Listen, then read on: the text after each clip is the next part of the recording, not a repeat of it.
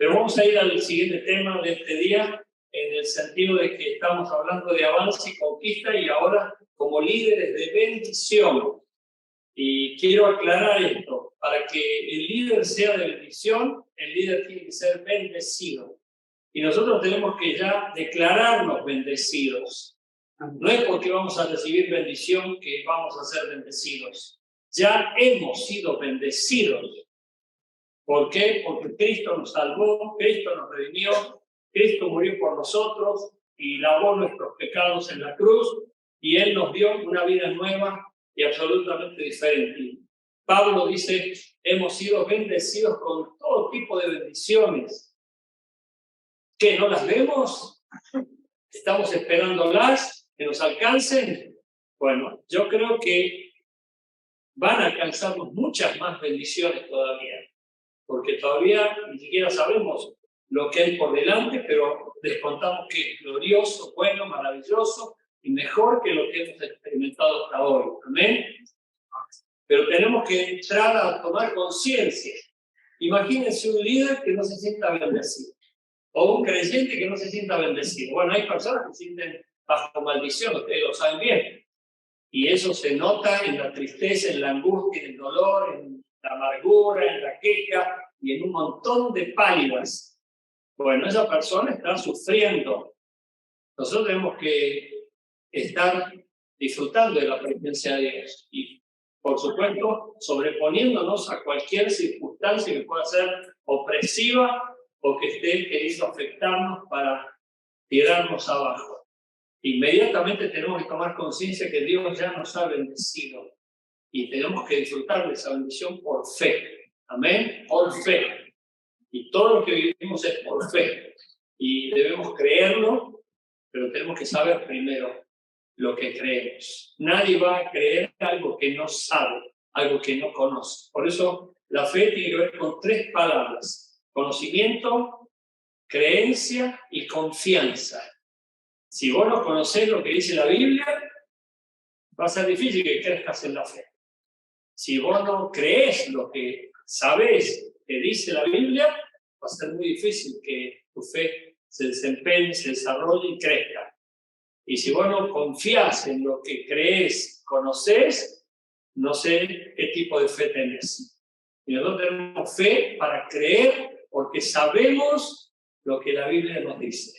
Hemos sido bendecidos. Por eso, avance y conquista como líderes de bendición. Y quiero comenzar con el texto que ya tenemos que saberlo de requete de memoria, y es de Hechos 1:8. A ver, bien fuerte, ¿quién me lo dice, por favor? Bien fuerte, lo más fuerte que se pueda.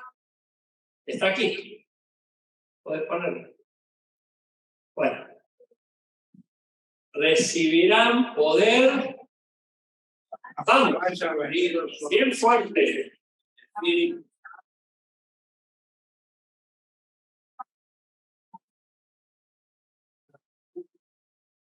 bueno, este texto es base fundamental. Si vos querés tener una vida poderosa, tenés que creerlo, pero tenés que saberlo primero. Y tenés que confiar en esto que Jesús prometió. Y eso es lo lindo, que cuando vos creés lo que sabés, podés confiar en lo que creés. Y eso va a generar esperanza en vos.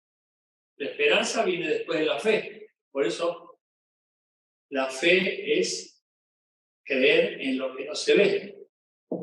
Y que lo que se espera se va a cumplir.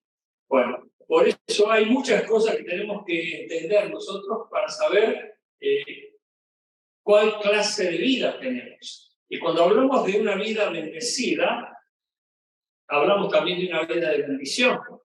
Vos tenés que sentirte una persona que va a bendecir. Si no crees que vas a bendecir, bueno, es porque no entendés la bendición que Dios depositó en tu vida. Y la bendición tiene que ver con una multiforme gracia. Es decir, que Dios te va a conceder cosas que van a afectar tu vida y van a llegar a tu vida y te van a maravillar la vida porque va a ser Dios hablando a tu vida, pero también respondiéndote y dándote lo que necesitas. Por eso, en base a esta verdad, ¿cuál verdad?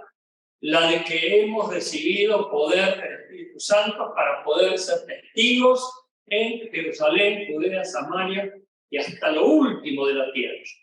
Esa es una verdad que nosotros tenemos que conocer. Es una verdad dicha por el Espíritu Santo, pero trazada por Jesús para su iglesia. Le dice, permanezcan en Jerusalén, no se vayan de Jerusalén hasta que venga el Espíritu Santo sobre ustedes. Y recién a partir de allí podrán irse. Pero ojo, con un orden, con una secuencia. Jerusalén, Judea, Samaria, y luego hasta el infinito y más allá. ¿Quién decía eso? Bueno, hermoso.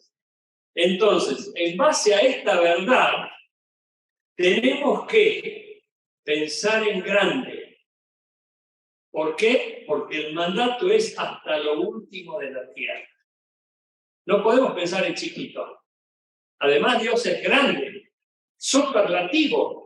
Tenemos que creer que Dios quiere cosas grandes y maravillosas, cual ni ojo ni oído escuchó. Y en ese sentido tenemos que proyectarnos. A lo mejor vos te sentís insignificante, te sentís poca cosa y crees que Dios no puede hacer nada con tu vida. Bueno, ahí hay un tema de autoestima serísimo que lo va a aprovechar el diablo para tirarte basura arriba y para hacer que vos te des manija diciendo no sirvo, soy un inútil, yo no voy a dar la talla. Y así hay muchas personas que están en las iglesias y pecan por incredulidad porque no creen. Saben, pero no creen. Saben, pero además de no creer, no confían. Y es por eso que la fe falla ahí. Hay crisis de fe en muchos creyentes porque no están pensando en grande, porque el mandato es hasta lo último de la tierra. Por lo tanto, es ilimitado. Es algo que no tiene límites, ni políticos, ni sociales. Va más allá de toda posibilidad de entendimiento. Así que pensemos de que Dios puede ayudarnos a trascender fronteras que están acá principalmente, paradigmas, fortalezas mentales que hacen que las personas digan no lo voy a lograr, no puedo hacerlo, es imposible. Para nosotros es imposible, pero para Dios no. Y en ese sentido ahí entra en juego la fe. Y la fe es creer que Dios puede hacer cosas imposibles, milagros y maravillas que obviamente nosotros ni siquiera nos imaginamos. Por eso dice cosas que ojo no vio ni oído oyó, que están determinadas para aquellos que le amamos. Pero acá vamos a ver tres cosas que necesitamos. Rápidamente, necesitamos tres cosas. En primer lugar, pensar. Y vaya si es necesario pensar, ¿verdad? Algunas personas piensan cosas vanas. Otras personas piensan basura. ¿Por qué? Porque se deprimen, se desaniman. Otras personas piensan mal porque se preocupan y están afectados por diferentes opresiones que el maligno aprovecha. Y en ese sentido nosotros tenemos que tener visión, pensar en la visión, pensar en la visión. ¿Cuál es la visión? Tenemos que pensar en la visión. Si Dios nos traza la visión, bueno, tengo que pensar cómo llevarla a cabo, cómo desarrollarla. Y aquí son las preguntas fundamentales para cualquier negocio, para cualquier familia, para cualquier emprendimiento, para cualquier proyecto. Son las preguntas necesarias. Un filósofo decía, yo no puedo estar sin mis mejores amigos. Y uno se imaginaba que tenía amigos físicos, gente. Sin embargo, el mejor amigo para este filósofo eran las preguntas. ¿Qué? ¿Cómo? ¿Cuándo? ¿Cómo? ¿Con quién? Y nosotros tenemos que hacernos esas preguntas. ¿Y a quién? A Dios. Es Dios quien va a respondernos porque ve el interés en nosotros. Señor, si yo quiero ganar mechita para Cristo, ¿cómo? ¿Con quién? ¿Cuándo? ¿Dónde? Si yo quiero ganar toros para Cristo, ¿con quién? ¿Cómo? ¿Cuándo? ¿Dónde? Bueno, y ahí Dios empieza a hablarnos, porque Dios tiene pueblo grande y que nosotros ni siquiera nos imaginamos en cada lugar. Y en ese diálogo estamos con Dios, por eso estamos pensando cosas que a Dios le agradan, porque a Dios le agrada que pensemos en su obra, que pensemos en su iglesia, que pensemos en su reino. No que estemos pensando solamente en nosotros mismos, porque eso nos hace egocéntricos, mezquinos. Por eso dice Pablo, muchos piensan en lo suyo propio, pero no en lo que es de Cristo. Por eso tenemos que tener cuidado, pero necesitamos, si queremos desarrollar una visión grande, que es la que Dios nos dio, tenemos que pensar en la visión. Y en segundo lugar, decidir. Y eso depende de valentía, osadía. Miren, yo fui impactado una vez, impresionante el impacto que recibí en la Iglesia Bautista del Centro, porque habíamos recibido a un pastor llamado Peter, justamente estoy leyendo un libro de él, Peter Wagner, un famosísimo pastor, estudioso, misionólogo, un rector del seminario famoso de California, Fuller, y él vino y él habló sobre el crecimiento de la iglesia. ¿Y a quién no le interesa el crecimiento de la iglesia? A mí, yo amo el crecimiento de la iglesia. Me he leído un montón de libros y oro y pido y espero que la iglesia crezca.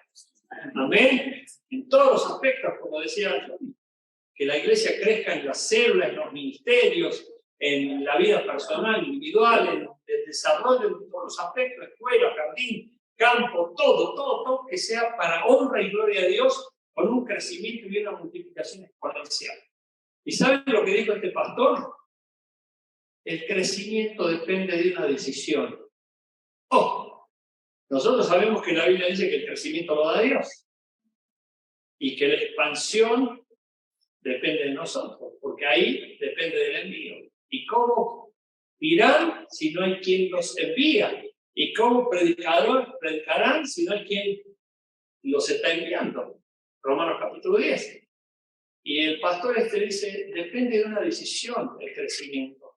Dios lo quiere dar, pero el problema es que nosotros no lo queremos recibir, porque involucra esfuerzo, trabajo, más oración, más dedicación, y hay mucha comodidad y mucha gente. Hay demonios que atan a las personas y las anulan para poder proyectarse. Y él dijo, hay que tomar una decisión, porque el crecimiento involucra mayor esfuerzo, mayor tiempo, mayor dedicación. Pero ¿saben dónde está el error, iglesia? En que ahora están escuchando los líderes esto, o los futuros líderes esto que estoy diciendo, y esto lo digo yo, no es que lo dijo este pastor. A mí me impactó el hecho que él dijo que el crecimiento depende de una decisión, de más involucramiento, de más compromiso con la causa de Cristo. Y lo que yo digo muchas veces, y lo repito y lo afirmo porque lo creo, es que muchas personas escuchando esto dicen, no, ni loco, quiero más esfuerzo, más trabajo, más dedicación, más tiempo o más responsabilidad. Mejor dejémoslo como está. Pero el error grave que cometen muchos es pensar que lo vamos a hacer solos. Nosotros necesitamos el cuerpo de Cristo, necesitamos de la iglesia, necesitamos de colaboradores, de ayudantes, de personas que va a añadir Dios para que nosotros podamos llevar adelante la visión. Y no que haya líderes agotados, estresados y que crean que todo depende solamente de ellos y nada más que de ellos. Cuando hay una demanda de parte de Dios para que nosotros hagamos algo, tenemos que pensar que es para la iglesia. No lo voy a hacer solo. Es imposible que yo lo haga solo. La iglesia es un cuerpo y somos los unos miembros de los otros. Por lo tanto, yo tengo que ser capaz de proyectarme en visión y de ver que va a haber añadidura de todo tipo, gente que va a venir. Quiero colaborar con tu visión, quiero unirme a tu esfuerzo, quiero estar colaborando con vos para apoyarte en lo que Dios te encomendó. Y esa es la idea. Y eso es lo que sucede. Eso es lo que pasa. Por eso hay una multiplicación de obreros y de obreras que están levantándose en la vida de la iglesia y a mí me maravilla. He ido a los campamentos en estos días y hay gente, pero que doy gloria a Dios, maravillosas personas que se ponen a servir y a decirle, aquí Señor, contá conmigo. Y van a venir muchísimas más personas a sumarse al proyecto de la misión de la iglesia. Amén. Amén. Y tenemos que creerlo, iglesia, pero también tiene que haber esa valentía de tomar una decisión. Sí, Señor, acepto el crecimiento, quiero el crecimiento porque es necesario. Y en tercer lugar, actuar, es decir, hacer. Esto es una aventura de fe, novedad de vida. No es simplemente orar la vida cristiana, también es hacer lo que es menester hacer. Hay personas que se la pasan orando y gloria a Dios, está muy bien, pero tenés que sumarle la acción, porque la oración y la acción es como, una actividad que puede hasta parecer mística. Ahora, si no podés hacer nada porque estás imposibilitado físicamente, ahí ya Dios cubre. Y ahí hay cosas que ya no puedes hacer, y Dios las habla. Pero el hecho de no hacer cosas por justificarte orando, ya eso es misticismo puro. Por eso toda visión se tiene que llevar a cabo con acción. Vos entendés y empezás a trabajar en base a lo que entendés.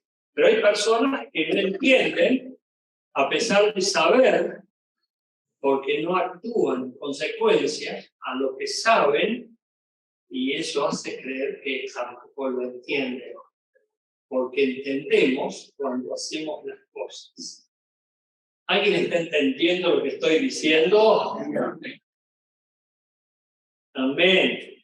Sigamos entonces. Es el segundo punto. En base a esta verdad, no debemos dudar del poder de Dios, porque es Dios mismo en nosotros.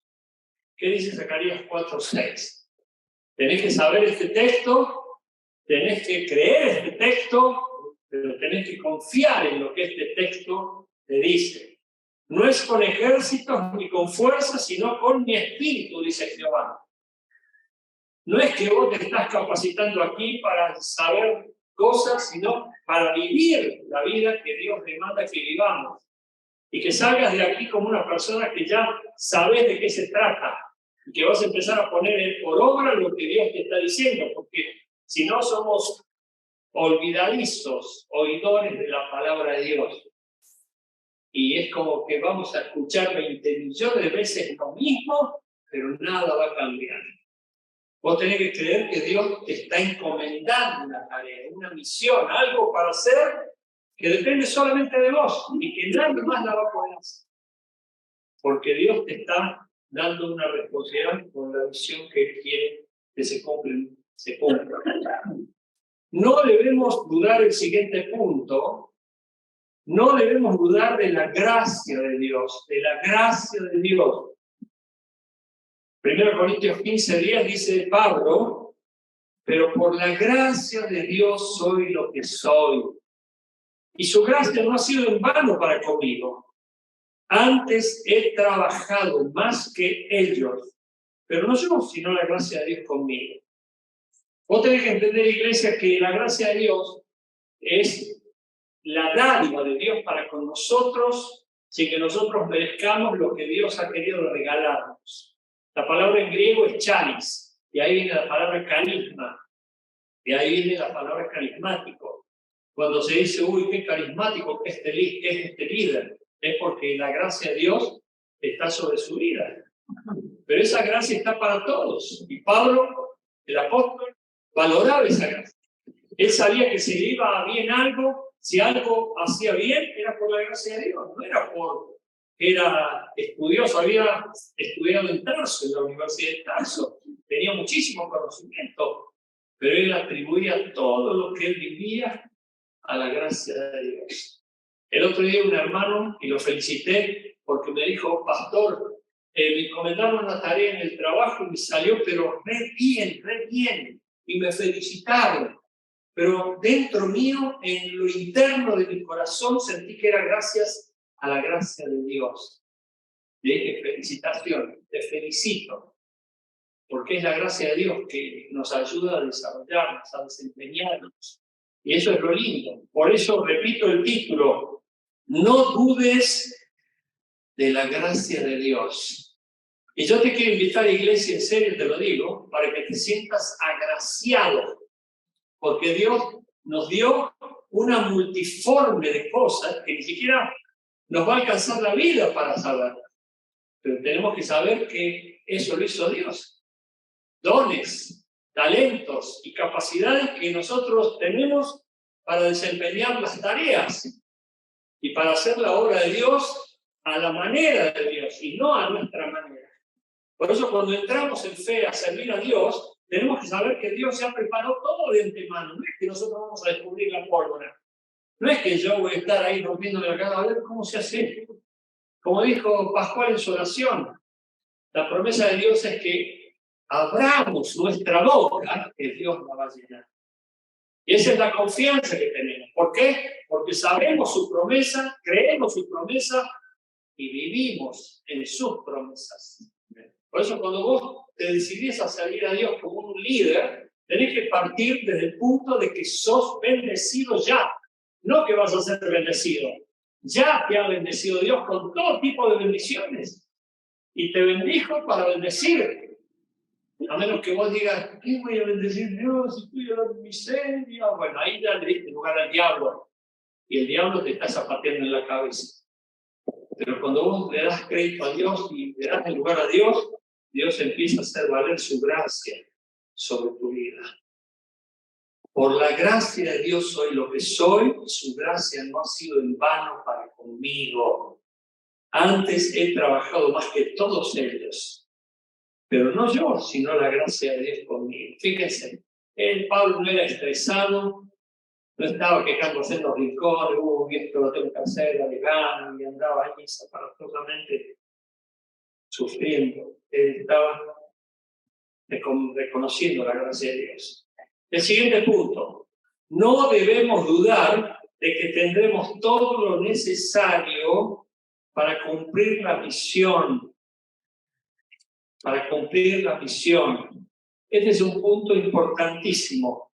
Fe y esperanza para ver lo que Dios nos preparó. Fe y esperanza para ver lo que Dios nos preparó. Dios ya preparó todo de antemano para que nosotros andemos en ello. Por eso cuando caminamos con la seguridad de que Dios está por encima en control de todas las cosas, no tenemos que dudar del futuro que nos espera. Y tampoco cuando empezamos a hacer algo para Dios, a la manera de Dios, confiando en el poder de Dios y el Espíritu Santo, no tenemos que dudar de que Él va a añadir, que Él va a confirmar, y que no depende la tarea de nosotros, sino fundamentalmente de Dios. Y aquí viene el objetivo, porque estoy llegando al punto que quiero llegar. El objetivo es parte de un proceso gradual de testimonio y frutos.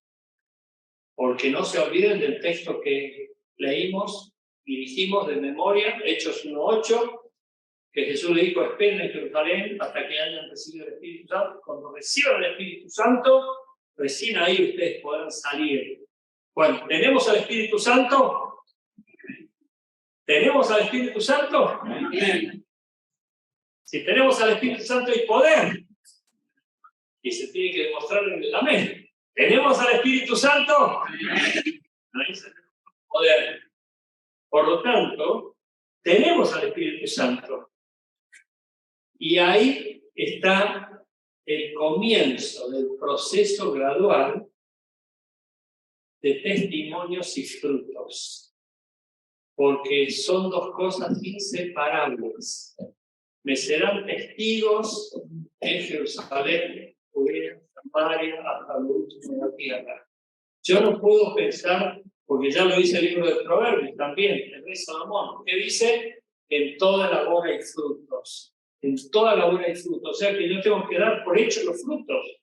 Hay frutos que yo los veo, los puedo palpar, y hay frutos que no los veo. y hay frutos que los voy a conocer en la eternidad. Pero no dudar de que lo que yo hago a conciencia, con convicción, con fe, con esperanza, va a estar logrando cosas que Dios ya ha determinado de antemano que sucedieran. Y en ese sentido yo marcho seguro, en fe, creyendo lo que Dios prometió, porque creo en sus promesas, las conozco y confío en sus promesas. Amén. Por eso aquí les voy a presentar 3 opciones de este texto que nos dice la Biblia, Hechos 1:8, recibirán poder cuando haya venido sobre ustedes el Espíritu Santo y me serán testigos en Jerusalén, Judea, Samaria y hasta lo último de la tierra. Hay 3 puntos de vista con respecto a este texto. Y con esto vamos a ir terminando, pero quiero mencionárselos porque nosotros necesitamos ser motivados para salir a predicar. Ya escuché, y gloria a Dios, lo que decía John en cuanto a la predicación, al testimonio, a dar a conocer el mensaje del Evangelio. La verdad que me gustó lo que escuché. Y en primer lugar, testimonio, por ejemplo, un primer enfoque es testimonio, como dice el texto, justamente, literalmente, en Jerusalén, Judea, Samaria, y luego hasta lo último de la tierra. Como diciendo, bueno, hay etapas, hay lugares en secuencia que tienen que darse, y algunos dicen tiene que ser allá, en Jerusalén, porque Jesús vino primero a las ovejas perdidas de Israel. Bueno, obviamente es una interpretación. Yo no veo aquí, en mi punto de vista, lugares en secuencia. Yo puedo verlos en secuencia, pero también simultáneamente. Porque no quita de que si yo puedo predicar en Jerusalén, lo puedo hacer también en Judea y también en Samaria. Nadie quita esa posibilidad. Si yo puedo predicarle a uno, ¿por qué no le predico al otro? Y si se dan las 2 posibilidades al mismo tiempo, bueno, lo hago con las 2 al mismo tiempo.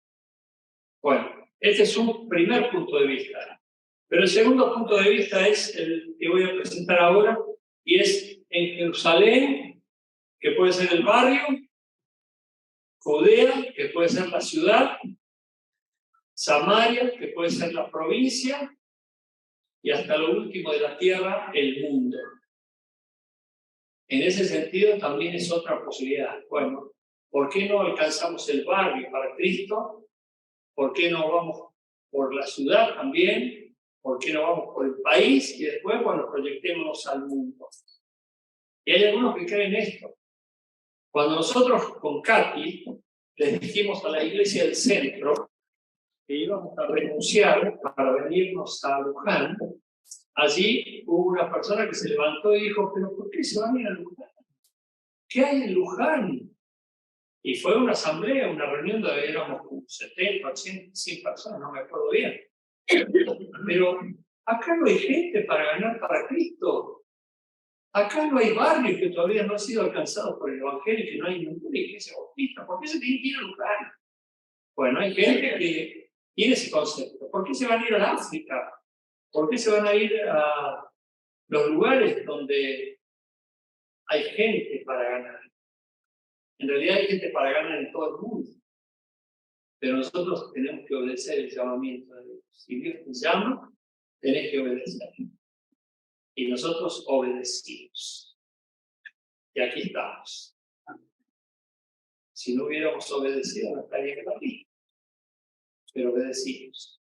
Y en ese sentido, bueno, hubo gente que dijo, ¿por qué no hacemos esto y después vamos a lo otro?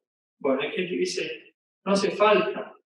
Y la tercera opción está aquí, en Hechos, también considerando el tema de Jerusalén, puede ser la familia, Judea pueden ser los parientes, Samaria pueden ser los conocidos, y hasta lo último de la tierra, todos. Es decir, ¿por qué no te concentras en una prioridad y primero ganar los tuyos? Ustedes saben que hay muchos creyentes que tienen muchos familiares directos, papá, mamá, tío, abuela, hermano, primo, que están allí en una relación muy cercana, que están perdidos. Y que si viene Cristo, nos lleva pero ¿qué pasa con ellos? Y ese es un dolor muy grande. Y nosotros no podemos ignorar que si no tienen a Cristo, ¿dónde van a ir? Hoy le dije a una persona, porque dice, ¿cómo le va, pastor? Y bueno, estoy visitando ovejas perdidas. No son creyentes, pero yo lo digo así como para que tener una especie de puente con ellos y ya tengo cierta confianza. Y digo siempre lo mismo, estoy visitando ovejas perdidas. Pastor. Y empiezo a explicarles el concepto del Evangelio. Y me dice, bueno, cualquier cosa, si uno muere, muere. Y el problema es dónde se va. Me dice, me voy abajo. Literalmente, me dijo, me voy abajo. Digo, ¿por qué no dice se va para arriba? Porque la Biblia nos habla que para arriba es para el cielo y para abajo el infierno. Y no, yo me voy para abajo, me decía, riéndose. Y no tiene que ser así. Lamentablemente sabemos que muchas personas, al no tener a Cristo, hay un lugar que es el infierno. Y nosotros tenemos que tener el concepto de predicarles. Y como dice aquí Hechos 16:31, como una promesa, cree en el Señor Jesucristo y serás salvo tú y tu casa. Y yo la creo. Y tenemos que creerla y orar para que sean salvos. Por eso oremos todos los días por la salvación de nuestros seres queridos.